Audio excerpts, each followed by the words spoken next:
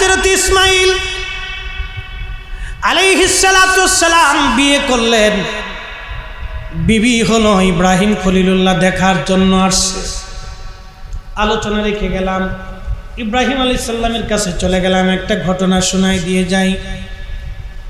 হযরত ইব্রাহিম সুদূর ফিলিস্তিন থেকে তিনি আসছেন দেখার জন্য ইসমাইলকে দেখার জন্য। যখন মক্কায় আসছে, আসার পরে ঘরের দরজার মধ্যে টুকা দিলেন, সালাম দিলেন। ভিতর থেকে আওয়াজ আসলো, কে? বলে আমি একজন মুসাফির, আমি একজন পথিক, আপনার ঘরের দুয়ারে আসছি। কি জন্য আসছেন? আমি হযরত ইসমাইলের কাছে আসছি। ইসমাইল আপনার কি হয়? বলে আমার স্বামী। তিনি কোথায় আছেন? তিনি বাহিরে। আপনারা কেমন আছেন? মহিলা বলতেছে তেমন ভালো নাই, কোন রকম দিনপাত চলতেছে।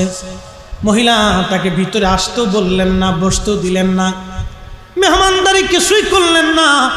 মহিলা এই কথা বলার পরে তখন হযরতে ইসমাইল আলাইহিস সালাতু ওয়াস সালাম কি ইব্রাহিম আলাইহিস সালাম বললেন, ওই মেয়েটাকে, মহিলাটাকে বললেন, ও বিবি, ও মা, তোমার স্বামী যদি ঘরে ফিরে চলে আসে, তোমার স্বামীকে বলবা সুদূর বহু দূর থেকে একজন মুসাফির এসেছিল, তিনি তাকে নির্দেশ দিয়ে গেছেন তার ঘরের চৌকাঠ ভালো না, এই চৌকাঠ যেন বদলায় ফেলে দেয়। ইসমাইল ফিরে আসছে, বিশুদ্ধ ঘটনা। ইমাম ইবনে কাসির আল বেদায়ের ভিতরে লিখছেন, অনেক কিতাবের মধ্যে ঘটনা ঘটছে। ইব্রাহিম খলিলুল্লাহ পরের তারিখ আবার আসছে, সালাম দিলেন ও ইসমাইল আলাইহিস সালাম ফিরে আসলেন। ফিরে আসার পরে বললেন, স্ত্রী বলতেছে, স্বামী আমার ভিতরে আসেন। ইসমাইল আলাইহিস সালাম বললেন, বিবি রে, আবার বাড়িতে মনে হয় কোনো মেহমান এসেছিল। বলে হ্যাঁ। কোথার থেকে? বলে বহু দূর থেকে একজন মুসাফির এসেছিল, সালাম দিয়ে আমাদের কথা জিজ্ঞেস করেছে, তুমি কি বলেছ? বলছি তেমন ভালো নাই, দিনপাত আমাদের ভালো চলতেছে না। তুমি কি তাকে বসতে দিয়েছো? বলে না। মেহমানদারি করেছো? বলে না, তাও করি নাই। যাওয়ার সময় কি বলেছে? বলেছে, স্বামী আপনার ঘরের চৌকাঠ নাকি ভালো না, এটা পরিবর্তন করার জন্য হুকুম দিয়ে গেছে। তখন ইসমাইল ডাক দিয়ে বলেন, বিবি রে, তুমি চিনো নাই, তিনি জমানার পয়গম্বর, আল্লাহর খলিল, তিনি আমার বাবা ইব্রাহিম আলাইহিস সালাম। তিনি এসেছিলেন, তুমি চিনতে পারো নাই। খারাপ ব্যবহারের জন্য আমার বাবা বলে দিয়ে গেছে ঘরের চৌকাঠটা যেন পরিবর্তন করে দেয়। এই চৌকাঠটার নাম তুমি বিবি। বিবি রে, তুমি বাড়ি চলে যাও, তোমাকে তালাক দিয়ে দিলাম, তোমার সঙ্গে আমার আর সংসার হবে না, কারণ আমার বাবার হুকুম অমান্য করার সুযোগ আমার নাই। আল্লাহু আকবার জোরে বলেন। হযরত ইসমাঈল আবার বিয়ে করলেন। পরের তারিখ ইব্রাহিম খলিলুল্লাহ আসছে, এসে সালাম দিলেন, আসসালামু আলাইকুম রহমতুল্লাহ। ভিতর থেকে জবাব আসলো, আলাইকুম আসসালাম। কে আপনি? বলে আমি একজন মুসাফির, বহু দূর থেকে আসছি। বলে ভিতরে আসেন। কেন আসছেন?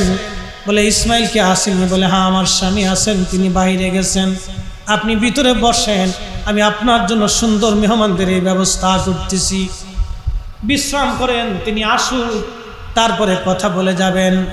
তখন ইব্রাহিম আলাইহিস সালাম বললেন, আপনাদের দিন কেমন চলে? বলে আলহামদুলিল্লাহ, আমাদের দিন বলো ভালোই চলতেছে। আপনারা খান কি? বলে আমাদের খাবার হলো গোশত। আর কি খান? বলে আমাদের খাবার হলো পানীয়।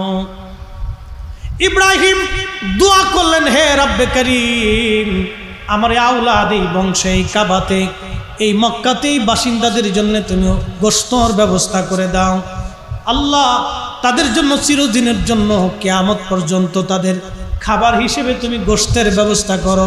নবীজি বললেন, ওই সময় যদি হযরত ইসমাইলের বিবি বলতেন আমাদের খাবার দাবার হলো ফসলাদি, গম জব, তাহলে ইব্রাহিম দোয়া করলে সারা মক্কায় গম জব হতো।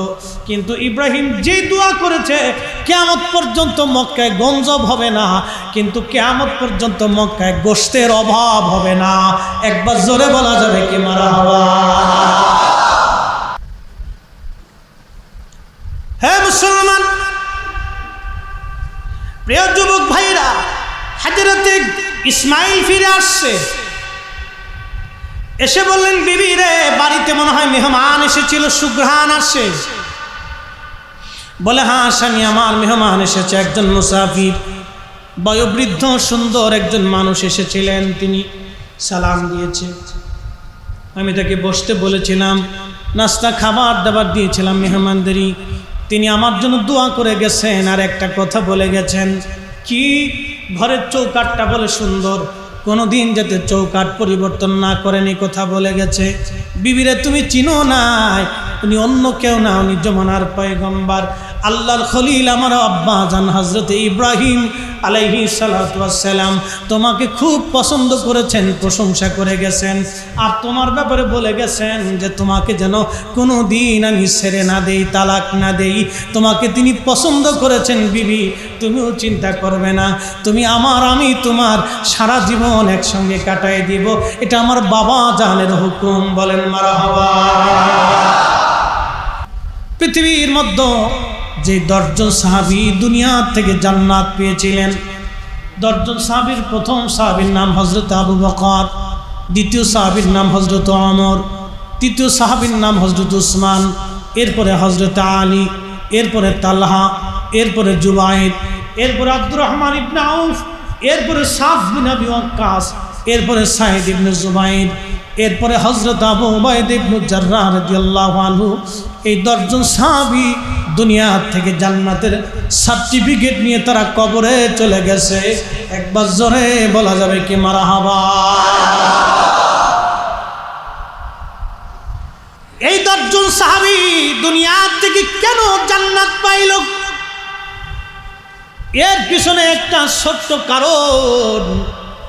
নবীজি মসজিদে নববীর মধ্যে খুতবা দিচ্ছিলেন, একাধারে 7 দিন মদিনার মধ্যে দুর্ভিক্ষ, কোনো খাবার নাই, অভাবের তাড়নায় সারা মদিনার মানুষ কান্না জড়িত, পয়সা আছে কিন্তু খাবার নাই। মদিনায় বিরাট বড় দুর্ভিক্ষ লেগে গেল। ইসলামের প্রাথমিক সময় চলতেছিল তখন। সিরিয়া থেকে এক দল বণিক এসেছে মদিনাতে, টাকা পয়সা, সোনা দানা, খাবার দাবার, অনেক মাল সামানা নিয়ে তারা আসছে, গম জম এইগুলি নিয়ে তারা আসছে, খেজুর জব রুটি, এই খাবার দাবার নিয়ে সিরিয়া থেকে বণিক দল মদিনাতুল মুনাওয়ারা আসছে। আসার পরে হযরতে রাসূল করিম সাল্লাল্লাহু আলাইহি সাল্লাম খুতবা দিচ্ছিলেন মসজিদের মধ্যে দাঁড়ায় দাঁড়ায়। এমন সময় একজন ঘোষণা দিয়ে গেল মসজিদের সামনে দিয়া, শুনছো মদিনাবাসী, মদিনাতে যাদের দুর্ভিক্ষ লেগে গেছে, সিরিয়া থেকে একদল বণিক আসছে খাবার দাবার নিয়ে, তোমরা যত তাড়াতাড়ি সম্ভব খাবার দাবার কিনতে চলে যাও, চলে গেলে আর পাওয়া যাবে না তাদেরকে। এ আশা নিয়ে হযরতে রাসূল করিমের সাহাবীরা মসজিদের ভিতর থেকে পিছনের কাতার থেকে যেতে যেতে যেতে যেতে নবী খুতবা দেয়, সাহাবীরা চলে যায়। চিন্তা করেন কত কঠিন পরিস্থিতি ছিল। জুমার দিন নবী খুতবা দিচ্ছে, সাহাবীরা মসজিদ রেখে চলে যাচ্ছে। কত কঠিন দিন ছিল সেই দিন। একাধারে 7 দিন মদিনার কারো ঘরে কোনো খাবার নাই, এত পরিমাণে দুর্ভিক্ষ মদিনাতে লেগে গিয়েছিল। মা বাবার সামনে ছেলে মেয়েগুলি খাবারের জন্য কান্না করে। বলেন তো, চোখের সামনে সন্তান যদি খাবারের জন্য কাঁদে, পৃথিবীর কোন বাবা মা সহ্য করতে পারে? রক্ত বিক্রি করে হলো সন্তানের মুখে খাবার দেওয়ার জন্য বাবা মা চেষ্টা করে। কিন্তু আজকেও ভিডিওতে দেখলাম বৃদ্ধাশ্রমে ঈদ, যারা বৃদ্ধাশ্রমে থাকে তাদের ঈদ কেমন কাটতেছে দেখতে যায় চোখের পানি চলে আসলো। একজন মুরব্বী কেঁদে দিয়ে বললেন, বাবা, পৃথিবী কেমন এখন বোঝা যায়, কোন দিন ঈদ যায় কোন দিন ঈদ না হয় আমরা বুঝতে পারি না। হ্যাঁ মুসলমান, সাহাবীদের জীবন থেকে, হযরতে ওমর রাদিয়াল্লাহু আনহুর জীবন থেকে শোনাচ্ছি আমি। মসজিদে নববীর ভিতরে সব সাহাবী চলে গেল। সাহাবী যেতে যেতে যেতে যেতে সব সাহাবী চলে যাওয়ার পরে মাত্র 10 জন সাহাবী নবীর সামনে বসে আছে। প্রথম নম্বরে হযরত আবু বকর। নবীজি খুতবা শেষ করার পরে বলেন, আবু বকর ফিল জান্নাতি, আমার আবু বকর হলো আল্লাহর জান্নাতি। একবার জোরে বলা যাবে কি মারহাবা? আবু বকর জান্নাতি, ওমর জান্নাতি, উসমান জান্নাতি, আলী জান্নাতি, তালহা জান্নাতি, জুবাইর জান্নাতি, আব্দুর রহমান ইবনে আউফ ফিল জান্নাতি, সাদ বিন আবি ওয়াক্কাস ফিল জান্নাতি, সাইদ ইবনে জুবাইর ফিল জান্নাতি, আবু উবাইদা ইবনে জাররাহ ফিল জান্নাতি। এই 10 জন সাহাবীর নাম ঘোষণা দিয়ে বললেন, এরা দুনিয়া থেকে জান্নাতের সার্টিফিকেট পেয়ে গেল, আমার আল্লাহ তাদের জীবনের আগে পরে সব গুনাহ মাফ করে দিল। কেন?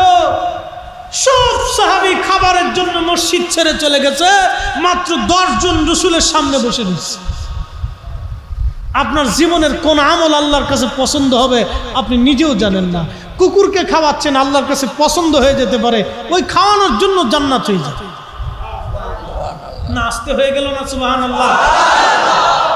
এই জন্য আল্লাহ বলেছেন, ন্যায় করো, ন্যায় ন্যায় ন্যায়, যেটা ন্যায় ইনসাফ সেটা করো, ইনসাফ সারা করো না, ন্যায়টা করো। হ্যাঁ মুসলমান, ন্যায় করতে হবে।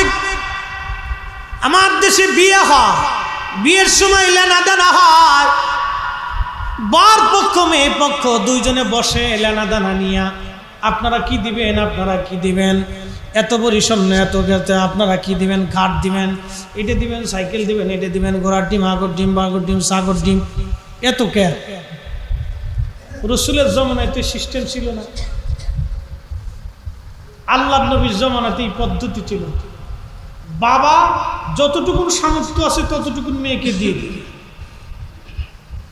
স্বামীর যতটুকু সামর্থ্য আছে ততটুকু স্ত্রীকে দিয়ে তারপরে নিয়ে আসবে। মারহাবা বলবেন না? না আর একটু জোরে বলেন না, মারহাবা।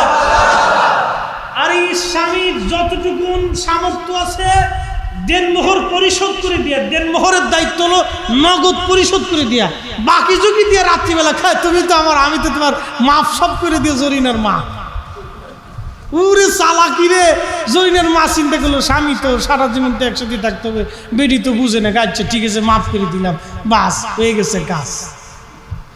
দেনমোহর তো মাপ সাপের জিনিস না, খয়রাতি ব্যবসা বা এটা কোনো খয়রাত টয়রাত না, এটা জীবন, এটা তার স্ত্রীর হক, আপনি পুরাটা তার বুঝাই দিয়ে দিবেন। মারহাবা বলা যাবে না? আর শ্বশুর বাড়ির কাজ হলো প্রতিনিয়ত জামাইয়ের খোঁজ নেওয়া, এই সুন্নত তো ভুলে গেছে। আপনারা দেখান তো রসুল কারীম কোন রজনীতে ফাতেমার খোঁজ নেওয়া ছাড়া খাবার খাইছে দেখান। আপনি মেয়ে বিয়ে দিয়েছেন 6 মাসে খোঁজ নেন না, কারণটা কি? টুপি মাথায় দিয়ে খালি মসজিদে দৌড়ান আর যান আর বেরান, নাম টুপি মাথায় দিয়ে হাঁটিয়ে শূন্যতা হয়ে গেল, এরপরে 2 দিন পর পর সালিশ আসে, কারণটা কি? আপনার মেয়ে বিয়ে দিয়েছেন, প্রত্যেক মাসে মাসে খোঁজ নেবে, বাসায় ভালো রান্না হলে মেয়ের বাড়ি পাঠাই দেবে,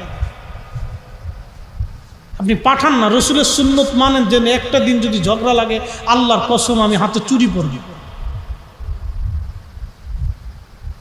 আল্লাহ রসুল ফাতেমার ব্যাপারে, তার কন্যাদের ব্যাপারে যে সুন্নত পালন করেছিলেন আপনি করেন তো। যদি ঝগড়া বাদে আপনার মেয়ে অশান্তিতে থেকে ওয়াজ বাদ দিয়ে হাতে চুরি পড়বে, জামাই চাবে কেন? ও চাওয়ার সুযোগ দিবেন কেন? আর জামাই চাবেই বা কেন? খয়রাতি ব্যবসা আসবে কেন? ছোট লোকি ব্যবসা, যৌতুক নিয়ে, আর যৌতুকের টাকা দিয়ে গরুর গোশত খাওয়া আর শুয়োরের গোশতের মধ্যে কোনো তফাৎ আছে? আসতে বলেন কেন? জোরে বলেন, তফাৎ আছে? কোনো তফাৎ। ঘুষের টাকার গরুর গোশত আর কুত্তার গোশতের মধ্যে কোনো তফাৎ আছে? কোনো তফাৎ নেই। এই ছোট লোকি ব্যবসা আসবে।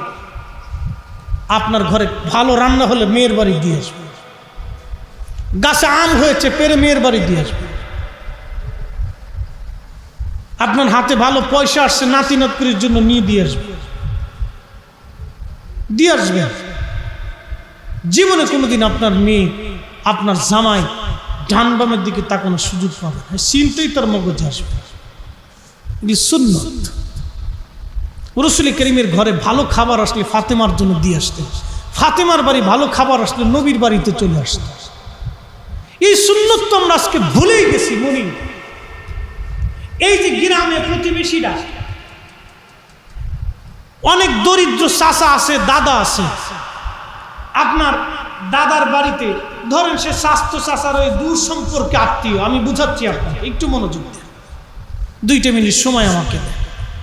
এই যে দূর সম্পর্কে একজন চাচা, তার বাড়িতে আজকে খাবারের খুব সংকট, আপনার বাড়িতে পোলাও বিরিয়ানি গরুর গোশত রান্না হয়েছে, চিবিনকিরি বাড়ির মধ্যে একটু ভরি নিয়ে ওই দাদার বাড়িতে দিয়ে আসে, খাবারটা সামনে নিয়ে নাতিগুতি নিয়ে খাবে আর আপনার জন্য দোয়া করবে।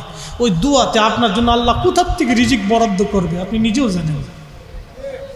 এগুলি তো আমরা ভুলে গেছি, আমরা ভুলে গেছি, মনে নাই, এই সুন্নতগুলি ভুলে গেছি। হ্যাঁ মুসলমান, এই সুন্নতগুলি পালন করবেন। মা বোনেরা, আপনাদেরকে বলে দিয়ে যায় সুন্নত পালন করবেন। কেন জামাইজন ঝগড়া করবে? কেন শাশুড়ি যারা আছেন কিসের জন্য ঝগড়া হবে? ভালো খাবার রান্না হলে জামাই বাবাকে ডেকে নিয়ে আসবেন, আদর করে তাকে খাওয়াবেন, সন্তানের মতো দেখবেন।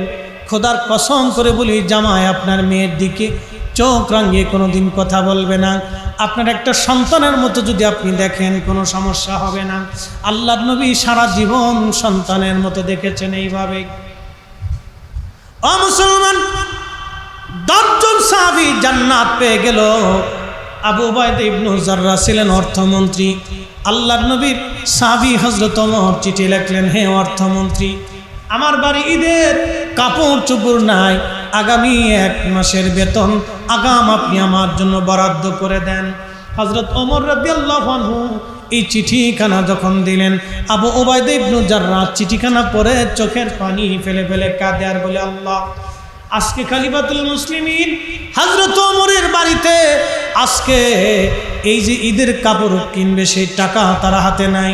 বসে বসে কাঁদতেছিলেন। আর একখানা কাগজ লিখলেন, চিঠির মধ্যে লিখলেন, ইয়া আমিরুল মুমিনিন, 2টা বিষয় যদি আপনি আমাকে গ্যারান্টি দিতে পারেন তাহলে আপনাকে আগামী 1 মাসের বেতন আমি দিয়ে দিব। 1 নম্বর, আগামী 1 মাস পর্যন্ত আপনি পৃথিবীতে বাঁচবেন কিনা গ্যারান্টি দেওয়া লাগবে। 2 নম্বর, আগামী 1 মাস পর্যন্ত আপনাকে মুসলমানরা খেলাফতের আসনে খলিফা হিসেবে রাখবে কিনা। যদি গ্যারান্টি দিতে পারেন তাহলে অবশ্যই আমি আগামী 1 মাসের বেতন আপনাকে দিয়ে দিব। একবার জোরে বলা যাবে কি সুবহানাল্লাহ? আল্লাহ, কিয়ামতের একটা আলামত শোনাই দিয়েছে। কিয়ামত কাছেই যাবে। রসুল বলছেন কিয়ামত কাছে আসবে যখন সরকারি সম্পদকে কর্মকর্তারা, সরকারি আমলারা নিজের সম্পদ মনে করে ব্যবহার করবে। কিয়ামত কাছেই যাবে উম্মত, শুনো, যখন সরকারি সম্পদ, এটা তো জনগণের মাল, বাইতুল মাল, সরকারি কোষাগার, সরকারি সম্পদ, এটা আমাদের সম্পদ। সরকারি কর্মকর্তা কর্মচারী বেতন পাওয়ার পরেও এই তারপরে বোনাস সুবিধা, এরপর আরো কি কি আছে, এগুলি পাওয়ার পরেও যখন সম্পদকে, সরকারি সম্পদকে নিজের সম্পদের মতো ব্যবহার করিয়া এটার অতিরিক্ত খরচা করে দুর্নীতি করবে, হে আমার উম্মত শোনো, এগুলি কিয়ামতের আলামত। বুঝবা কিয়ামত কাছাই গেছে, বুঝবা মহামারী আসবে, বুঝবা বিপদ আসবে, টর্নেডো আসবে, অতিবৃষ্টি আসবে, অনাবৃষ্টি আসবে, প্রচণ্ড গরম পড়বে, এমন একদিন আসবে আকাশ থেকে পাথর আসবে আর কঠিন বিপদ আর মুসিবত আল্লাহ একটার পর একটা চাপাই দিবে। যদি সরকারি সম্পদকে আমলারা নিজেদের সম্পদ মনে করে ব্যবহার করে, এগুলি কিয়ামতের আলামত। আরে আবু উবাইদা ইবনে জাররা বলতেছেন, ওমর, যদি 1-2টা জিনিসের গ্যারান্টি দিতে পারেন তো আমি আপনাকে 1 মাসের বেতন আগাম দিয়ে দিব। 1 নম্বর, আপনাকে দিতে হবে আগামী 1 মাস পর্যন্ত পৃথিবীতে বাঁচবেন কিনা। 2 নম্বর, 1 মাস পর্যন্ত আপনাকে খলিফার আসনে মসনদে মুসলমানরা রাখবে কিনা। গ্যারান্টি যদি দেন তো আমি 1 মাসের বেতন আপনাকে আগাম দিয়ে দিব। একসাথে বলা যাবে সুবহানাল্লাহ। আল্লাহ তো ওমর চিঠিখানা পরে কাঁদতেছে। সাহাবায়ে কেরাম মনে করছে ওমর মনে বেজার হয়ে গেছে। সাহাবায়ে কেরাম বলেন, আমিরুল মুমিনিন কাঁদতেছেন? বলে, কাঁদতেছি আল্লাহর দরবারে শুকর করতেছি, আমি একবার ইনসাফওয়ালা একজন অর্থমন্ত্রী পাইছি। আমি আল্লাহর কাছে কাঁদতেছি এই জন্য যে আমি ইনসাফ দিয়েছি, যার কাছে বাইতুল মাল যতদিন পর্যন্ত থাকবে আর এইরকম অর্থমন্ত্রী পৃথিবীর মুসলমানরা যতদিন পাবে ততদিন মুসলমানদের কখনো অভাব দুর্যোগ হবে না। আমার দেশে কই লাগবে। আপনি যাদেরকে ল্যাংটা মনে করেন, ইউরোপ, আমেরিকা, অস্ট্রেলিয়া, চীন, জাপান, ওদের নারীরা অর্ধেক উলঙ্গ থাকে, বিয়ে হওয়ার আগে বাচ্চা হয়, অনেক বাচ্চাদের বাবার পরিচয় দেয়, কিন্তু যায় দেখেন মিথ্যা বলবেন, আপনাকে মালে কোন দিবেন, ধোঁকা দিবেন।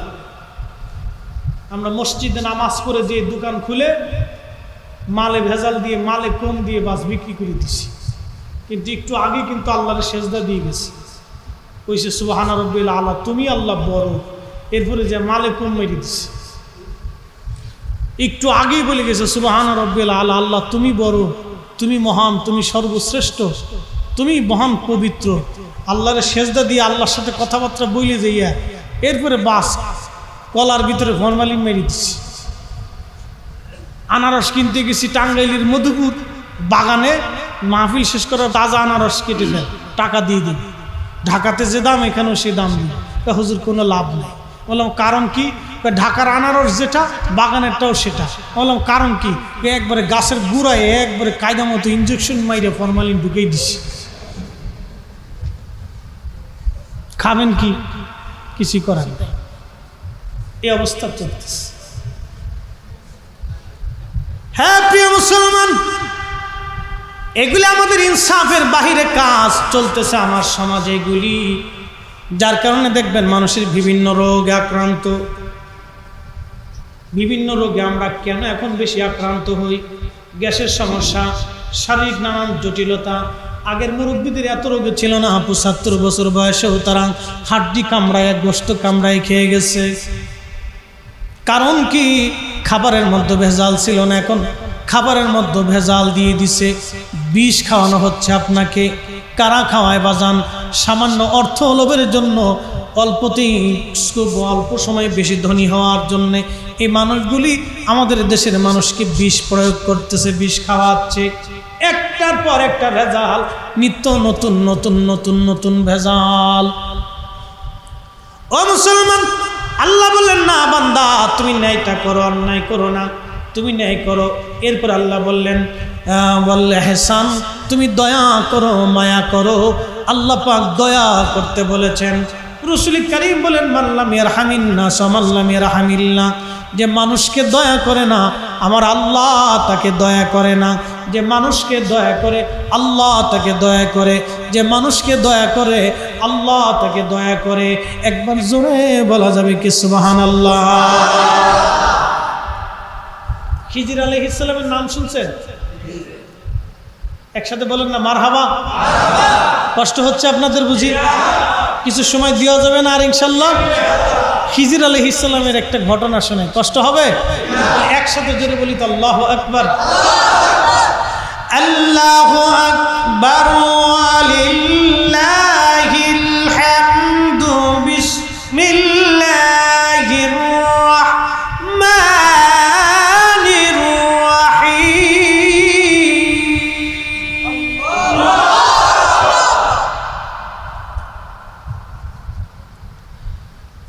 وعلمناه من لدنا علما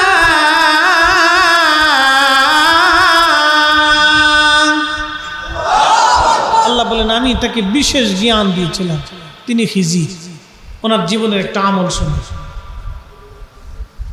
একদিন উনি রাস্তা দিয়ে যাচ্ছে, এক পথিক এসে বললেন হে আল্লাহর বান্দা, আপনি আমাকে কিছু দয়া করে ভিক্ষা দেন, আমি একবারে অভাবী ঋণগ্রস্ত মুসাফির। অ্যাটেনশন, আমার দিকে তাকান। আপনি আমাকে কিছু ভিক্ষা দেন, আমি ঋণগ্রস্ত মুসাফির। হযরত খিজির বললেন হ্যাঁ হ্যাঁ আল্লাহর বান্দা, তুমি ঋণগ্রস্ত মুসাফির, কিন্তু আল্লাহর কসম আমার কাছে দেওয়ার মতো কিছুই নাই। তখন ওই মুসাফির বললেন আপনি আমাকে দয়া করেন, আমি একবারে ঋণগ্রস্ত, খুবই অভাবী, আমি আপনার কাছে দয়া চেয়েছি, আল্লাহর হস্তে আপনি আমাকে দয়া করে কিছু ভিক্ষা দেন, আল্লাহর হস্তে দয়া করে ভিক্ষা আমাকে দেন। হযরত খিজির বললেন, ওহে আল্লাহর বান্দা, তুমি আল্লাহর হস্তে আমার কাছে জানদা করেছো, আমি তোমাকে ফেরত দেব না। আমার কাছে কোনো সম্পদ বলে কিছুই নাই, তবে একটা কাজ করতে পারো, তুমি আমাকে বিক্রি করে দিয়ে গোলাম বানাইয়া যে টাকা পাও ওই টাকা নিয়ে যেতে পারো। আগে মানুষ বেচা কিনা হতো, তখন ওই ভিক্ষুক বলতেছে, মুসাফির ঠিক আছে তো? বলে হ্যাঁ। তুমি যেহেতু আল্লাহর হস্তে জানদা করেছো, আর আল্লাহর হস্তে জানদা করলে তাকে ফেরত দেওয়া যায় না, এখন আমি তো তোমাকে কি করে ফেরত দিব, আমার কিছুই তো নাই, তাহলে তুমি আমাকে বাজারে নিয়ে যাও, বিক্রি করে দাও, যা টাকা পাবে তুমি নিয়ে যাবে, আমি সারা জীবন গোলামি খাটবো। ওই লোকটা হযরত খিজির আলাইহিস সালামকে নিয়ে গেলেন, নিয়ে যাওয়ার পরে গোলামির জন্য বাজারে উঠাইলেন, বিক্রি করে দিয়ে লোকটা টাকাগুলি নিয়ে গেলেন, হযরত খিজির আলাইহিস সালামকে বিক্রি করে দিলেন। খিজির আলাইহিস সালামকে যার কাছে বিক্রি করলেন সেই লোকটা আবার অনেক ভালো মানুষ ছিল, অনেক ধনী ব্যক্তি ছিল, তিনি কিনে নিয়ে আসছে। কিনে নিয়ে আসার পরে বহুদিন হলো খিজিরকে দিয়ে কাজ করান না, মারহাবা বলো, খিজিরকে দিয়ে কাজ করেন, শুধু খাবার দাবার দেয়, বিশ্রাম টিশ্রাম। তো জিজ্ঞেস করলেন খিজির আলাইহিস সালাম, ও আল্লাহর বান্দা, আপনি আমাকে কিনে নিয়ে আসলেন, তো কোনো কাজ বাস্তব কিছু করান, তো কিছু কাজ তো করান, আমি তো আপনার গোলাম। তো বলতেছে না, আপনার কাজ করতে হবে, আমি এমনিতে আপনাকে কিনে নিয়ে আসছি, আপনি থাকেন। বলে না, কাজ না করলে হবে না, আমাকে কিছু কাজ দিতেই হবে। তো বলছে আচ্ছা ঠিক আছে, তাহলে আমার জমিন আছে, আপনি একটু জমিন চষেন, ফসলাদি কাটেন, দেখাশোনা। জমিন চষতে যেখানে 6 জন লোকের দরকার, 6 দিন লাগে, খিজির আলাইহিস সালাম 1 ঘন্টায় সব করে দিয়ে চলে আসছে। জমিনের মালিক চিন্তা করে, এই বেটা আবার কেডারে, মারহাবা বলবেন। খিজির আলাইহিস সালামকে আল্লাহ ইলমে লাদুন্নি দিয়েছিল, 6 দিনে 6 জন কর্মচারী যা কাজের প্রয়োজন ছিল সেই 1 ঘন্টার ভিতরে সব সারিয়ে দিয়ে চলে গেছে। তখন মালিক চিন্তা করে, লোকটা তো সাধারণ লোক না, লোকটা তো বিশাল কোনো আল্লাহ বলা লোক। আচ্ছা ঠিক আছে, আর কোনো কাজ দেয়। মালিক একদিন ডাক দিয়ে বলতেছে, খিজির, বলে হ্যাঁ, আমি তো একটু মুসাফির হব, সফরে বের হব, তা আমার স্ত্রী, আমার সন্তান, আমার পরিবার, আমার সব কিছু তোমার কাছে আমানত দিয়ে, আমি তোমাকে খুব আমানতওয়ালা পেয়েছি। তো বলতেছে মালিক, আপনি আমাকে কিছু কাজ দিয়ে যান, একবারে বেহুদা বসে থাকতেও ভালো লাগে না, আমি তো আপনার গোলাম। তো মালিক ডেকে বলে, খিজির, আপনার জন্য একটা কাজ হলো, আমি সফর থেকে ফিরে আসতে আমার কয়েক মাস সময় লাগবে, আপনি আমার জন্য সুন্দর করে ইট বানায় রাখেন, ইট, মাটি আর পাথর দিয়ে ইট বানায় রাখবেন, আমি এসে ইট গাঁথনি গেঁথে আমি একটা বিল্ডিং বানাবো। হযরত খিজির আলাইহিস সালামকে রেখে মালিক চলে গেলেন কাজে। বহুদূর সফরে চলে যাওয়ার পরে আল্লাহর ওলি খিজির আলাইহিস সালাম, কেউ বলেছেন তিনি নবী ছিলেন, কেউ বলেছেন ওলি ছিলেন, মতানক্য আছে, কেউ বলেছেন তিনি নবী, কেউ বলেছেন ওলি, যাই হোক না কেন সে আল্লাহর একজন প্রিয় বান্দা। চলে গেলেন মালিক। বহুদূর চলে যাওয়ার পরে খিজির আলাইহিস সালাম যখন মালিক ফিরে আসছে, আসার পরে দেখলেন ইট তো না, একবারে বিরাট বড় একটা প্রাসাদ বানায় রাখছে, বিরাট প্রাসাদ বানায় রাখছে। মালিক এসে দেখো ঘটনা কি। খিজির, জি মালিক, বলছিলাম ইট বানাইতে, এটা কি? বলে হ্যাঁ, আপনার জন্য প্রাসাদ বানাই ফেলছি, বিরাট বড় প্রাসাদ বিল্ডিং বানাইছে। কি করে সম্ভব? আল্লাহ করেছে।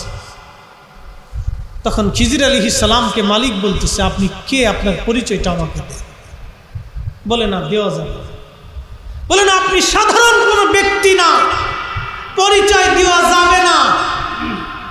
পরিচয় দেন। কেন পরিচয় দিব? কেন আপনি সাধারণ ব্যক্তি না, আপনাকে আমি আর রাখবো না। তো না রাখলে তাহলে আপনি আমাকে মুক্ত করে দেন। বলে যান, আল্লাহর রাস্তায় আপনাকে মুক্ত করে দেন। সুবহানাল্লাহ। হযরত খিজির যাওয়ার সময় দোয়া করে গেলে বলেন, মালিক আমি আপনাকে ভালো অবস্থায় পেয়েছিলাম, আপনি আমার সঙ্গে সুন্দর ব্যবহার করেছেন, কখনো কষ্ট দেন নাই, আমাকে ব্যথা দেন নাই, আমি আপনাকে বিনিময় প্রদান করে গেছি, আপনাকে কষ্ট দেই নাই। আমার পরিচয়টা শুনে, আমার নাম খিজির। খিজির আলাইহিস সালাতু ওয়াস সালাম আল্লাহর একজন নবী বা ওলি ছিলেন। আবে হায়াতের পানি তিনি পান করেছিলেন। হাজার হাজার বছর আল্লাহ তাআলা হায়াত দিয়েছিল। একবার জোরে বলা যাবে কি সুবহানাল্লাহ? কেউ বলেন খিজির দুনিয়াতে এখনো জিন্দা আছে, কেউ বলতেছেন না, কিভাবে আছে আমরা বলতে পারতেছি, মতানৈক্য আছে। তবে তিনি হযরত ইব্রাহিম আলাইহিস সালাতু ওয়াস সালামের জমানার আগে আদম সফিউল্লাহ, হাবিল আর কাবিল, এই দুইজনে যে মারামারি করছিল, ওই সময় হাবিল কাবিলের ঘরে খিজির আলাইহিস সালামের জন্ম হয়েছিল।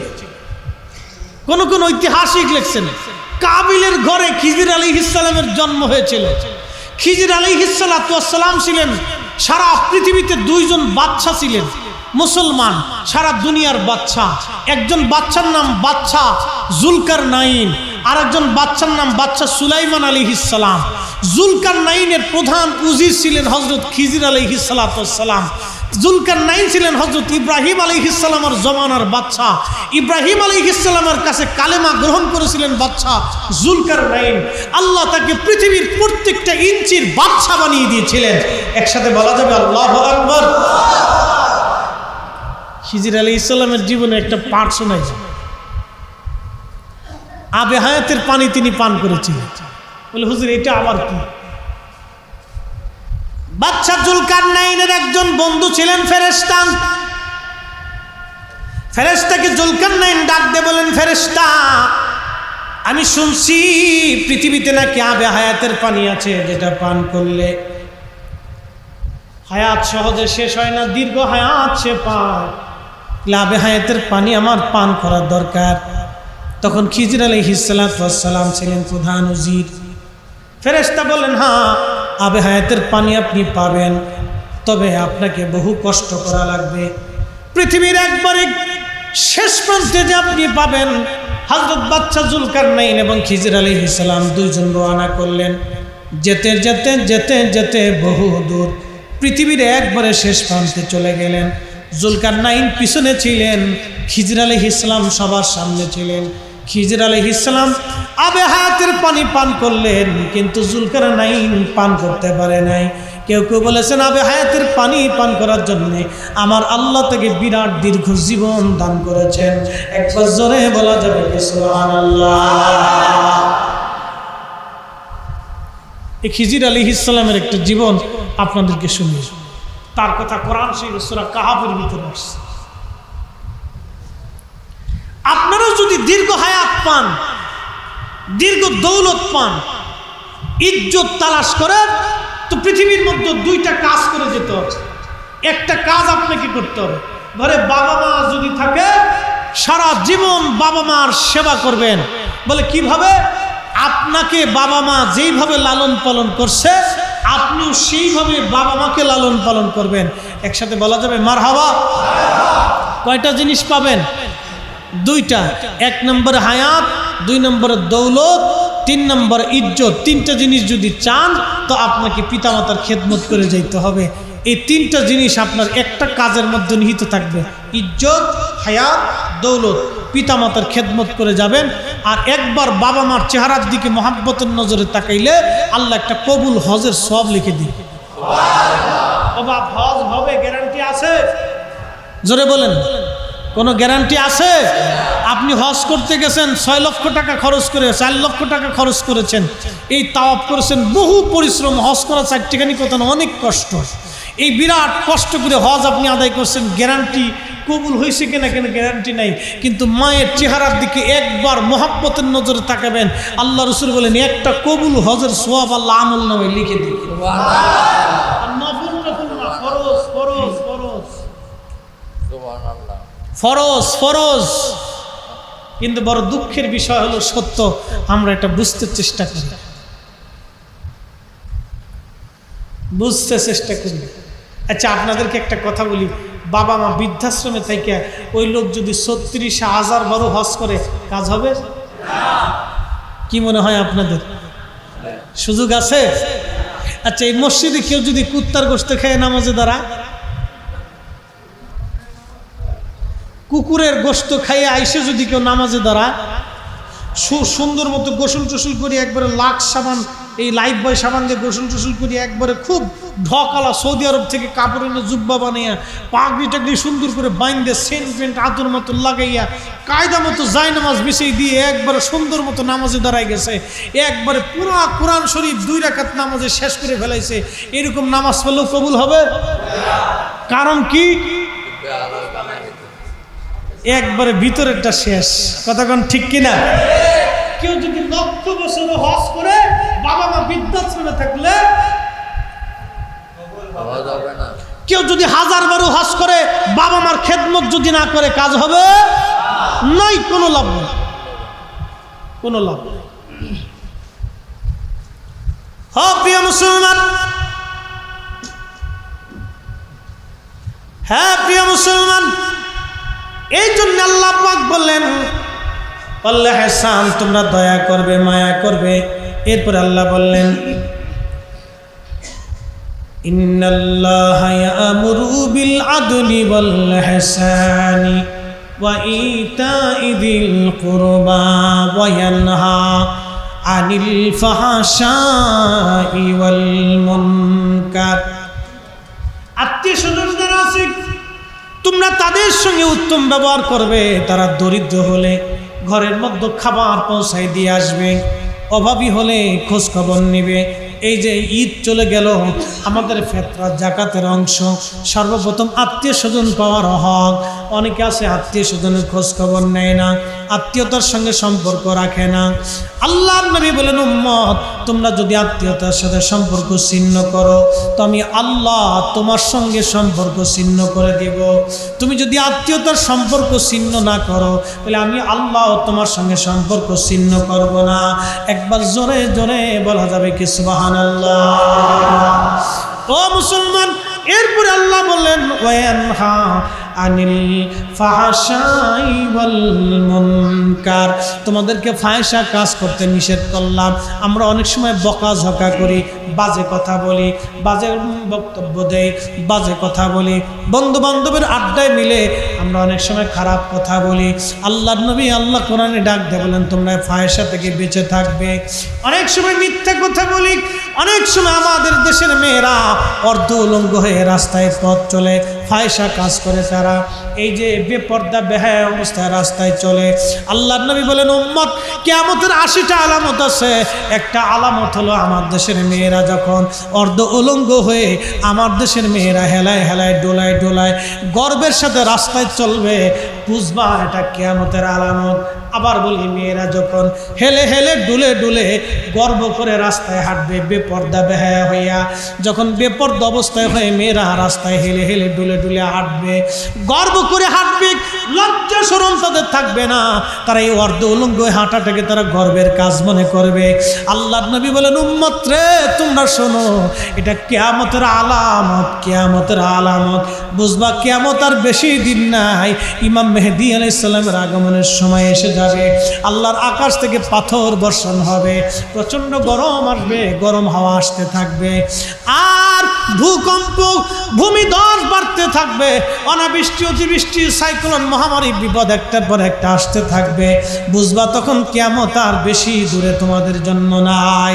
যখন নারীরা হেলে হেলে ডুলে ডুলে গর্বের সাথে বেপর্দা বেহায়া মতো চলবে, বর্তমান সমাজের দিকে তাকাইলে একেবারে কিয়ামতের আলামত চলমান এবং দৃশ্যমান। কথা বলেন ঠিক কিনা? একবারে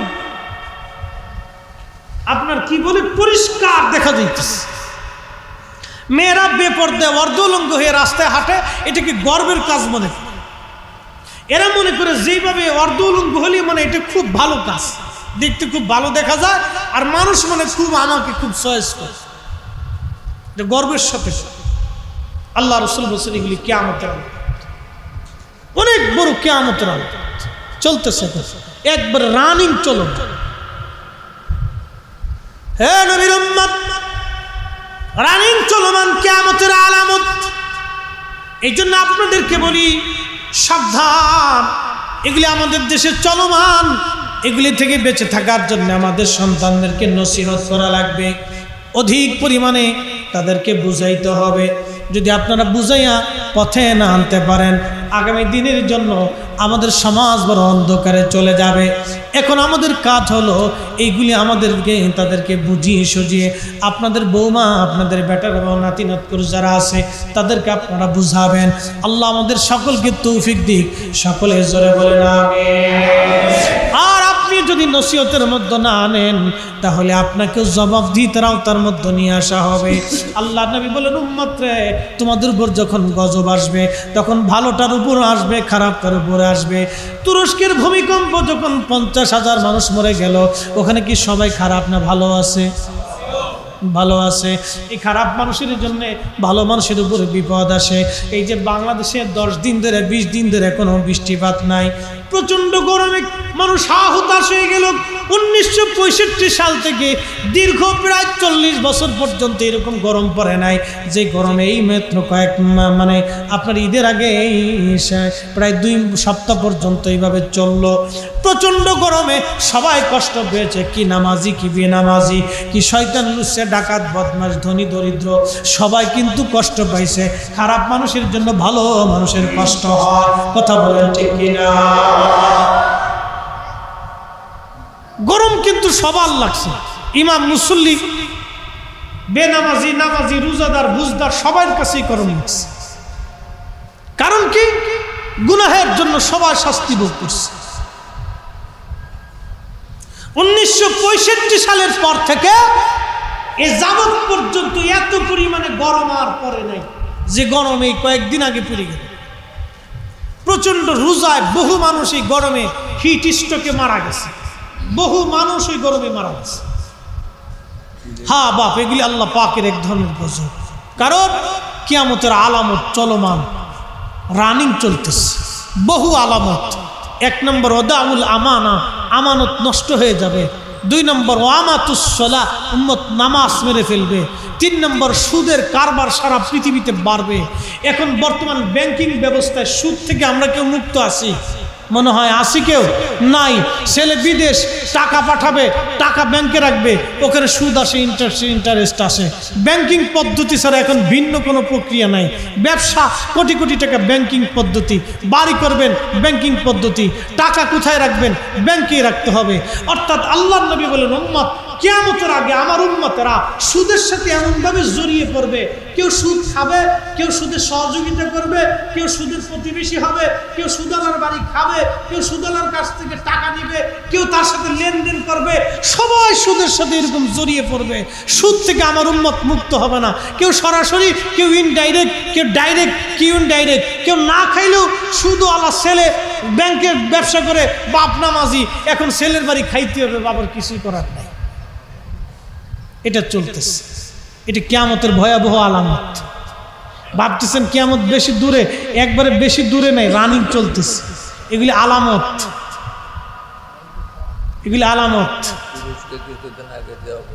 আল্লাহু আকবার। এই যে মসজিদ কারুকার্য করতেছেন, এটাও কিয়ামতের আলামত। বলে হুজুর এটা আবার কি বললেন? মসজিদকে কেন্দ্র করে 3টা আলামত আছে, শুনে যান। 1 নম্বর, মসজিদ চাকচিক্যময় হবে। 2 নম্বর, মসজিদে অনেক বড় বড় মিনারা হবে।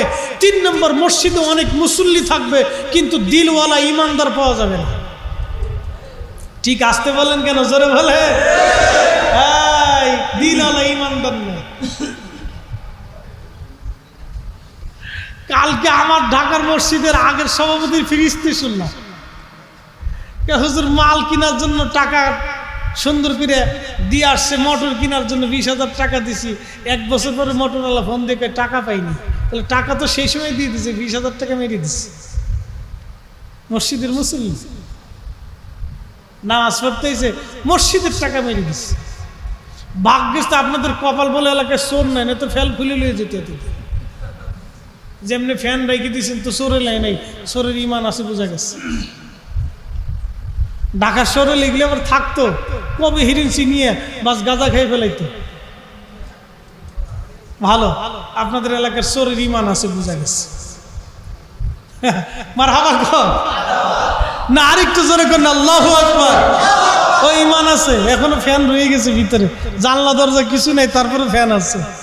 শুকরিয়া আদায় করেন আপনারা, শরীর ইমানদার।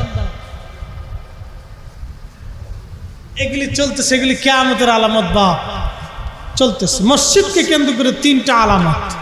কিন্তু বড় আফসোস আর দুঃখের বিষয় হলো, সত্য আমরা এখন মিলাদ নিয়ে ঝগড়া করি। কথা বুঝেন নাই মনে হয়, বুঝাইতেছি। মসজিদ নিয়ে কিয়ামতের আলামত কয়টা? 3টা। 1 নম্বর, মসজিদ কারুকার্যময় হবে। 2 নম্বরে মসজিদে অনেক বড় বড় মিনারা হবে। রসুলের জমানায়, সাহাবীদের জমানায় এইগুলি ছিল না, কিন্তু আমাদের জমানায় আজকে এগুলি কিয়ামতের আলামত। দুঃখের বিষয় হলো এইগুলির আলোচনা নাই। নবীর মিলাদ পড়তে গেলেই ঝগড়া বাঁধাই দেয়। কারণটা কি? কথা কর না, জোরে বলে। মিলাদ পড়তে গেলেই ঝগড়া করে, নবীর জমানায় ছিল না, এই লাগাইছে ঝগড়া। কে ভাই, এই সময় নবীর জমানা তালাশ করেন, মসজিদের সময় নবীর জমানা খুঁজেন না, কারণটা কি? আচ্ছা, আপনাদেরকে একটা প্রশ্ন করি, জবাব দিবেন, মনে কিছু নিয়ে না, কষ্ট হচ্ছে বুঝি আপনাদের, শেষ করে দিব। জানা আপনাদের কষ্ট হবে, ঈদের রাত আপনারা নাতিপুতি নিয়ে আনন্দ করবেন, বেশি লাভ নেই। আবার খিচুড়ি তাবরক না হলে পাবলিক চিন্তা করে না, যেহেতু সিন্নি নাই, তাবরক নাই, তো যাই গিয়ে, এটা একটা বদ অভ্যাস। মনোযোগ দেন। মসজিদে আজান এখন বাইরে হয় না ভিতরে হয়? আসতে বললেন কেন, জোরে বলেন। আগে আজান হতো কোথায়? হযরত বেলাল আজান দিয়েছেন সারা জীবন মসজিদের বাহিরে। বনু নাজ্জার গোত্রে এক মহিলার ঘরের ছাদ ছিল, ওই ছাদের উপরে দাঁড়ায় বেলাল আজান দিতেন। একসাথে বলা যাবে মারহাবা। এখন আমরা আজান দিই মসজিদের ভিতরে। 30 বছর আগে যখন মসজিদ পাকা ছিল না, মাইক ছিল না, তখন আজান হয়েছে কোন জায়গায়, ভিতরে না বাইরে? মাইক পেয়ে সুবিধা পেয়ে ভিতরে ঢুকলাম।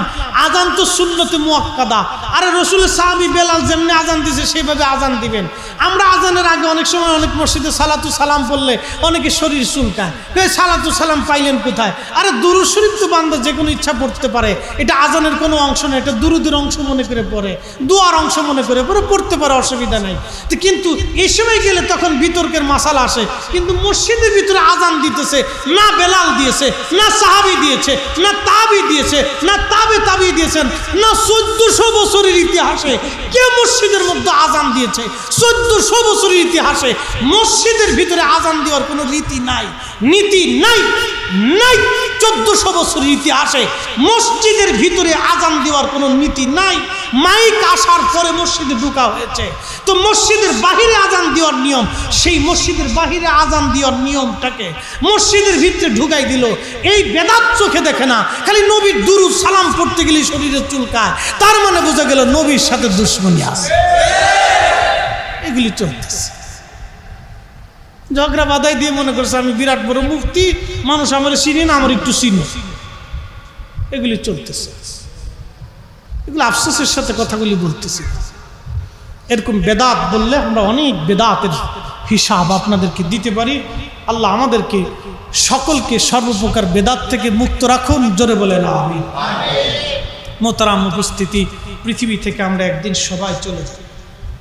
এই মসজিদ আপনারা বানিয়েছেন, আমি বলছি না যে মসজিদ কারুকার্যময় করা যাবে না, নিষেধ নেই, কিন্তু আলামত এটা নিষেধ নেই। মসজিদ অনেক সুন্দর করে, আপনাদের একবারে মনের থেকে সুন্দর করে, নিষেধ বলতেছি না, কিন্তু আলামত। রাসূল করিম বলছেন এটা আলামত, কিন্তু নিষেধ নেই। খারাপ কাজ করেন, সুন্দর করে সাজান। মসজিদ সাজানো হইলে নিজেদের কাছেও ভালো লাগে যে মসজিদটা আমরা, আল্লাহর ঘরটা সুন্দর করে সাজাইছি। কি কথা ঠিক কিনা?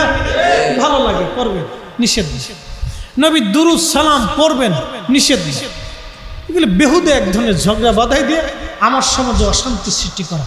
বলেন নবীর দুরূদ সালাম চলবে না? আওয়াজ তুলে বলেন চলবে। যদি চলে তো আসেন নবীজিকে দাঁড়ায় সালাম জানাই, ইয়া নবী।